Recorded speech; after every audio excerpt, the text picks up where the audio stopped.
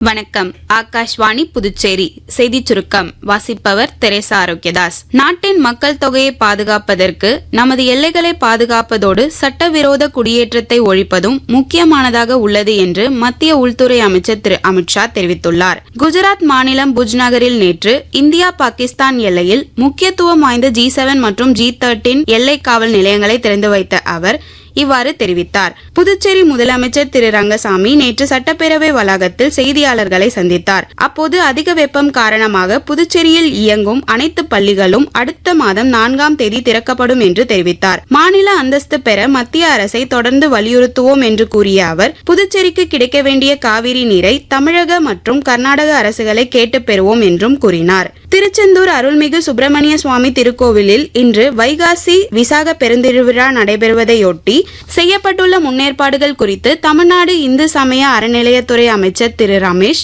மற்றும் மீனவர் நலத்துறை அமைச்சர் திரு ஸ்ரீநாத் ஆகியோர் நேற்று ஆய்வு மேற்கொண்டனர். தென்மேற்கு வங்கக்கடல் மற்றும் அதனையொட்டிய தமிழக பகுதிகளின் மேல் நிலவும் வளிமண்டல சுழற்சி காரணமாக அடுத்த சில நாட்களுக்கு தமிழகத்தின் ஒரு சில இடங்களிலும் புதுச்சேரி மற்றும் காரைக்காலிலும் இடி மின்னலுடன் கூடிய மிதமான மழை பெய்யக்கூடும் என்று சென்னை வானிலை ஆய்வு மையம் தெரிவித்துள்ளது. சண்டிகரில் நேற்று நடைபெற்ற IPL கிரிக்கெட் தொடரின் தகுதி சுற்று 2இல் முதலில் களமிறங்கிய ராஜஸ்தான் ராயல்ஸ் அணியை குஜராத் டைட்டன்ஸ் அணி 7 விக்கெட் வித்தியாசத்தில் வீழ்த்தி இறுதி ஆட்டத்திற்கு தகுதி பெற்றது.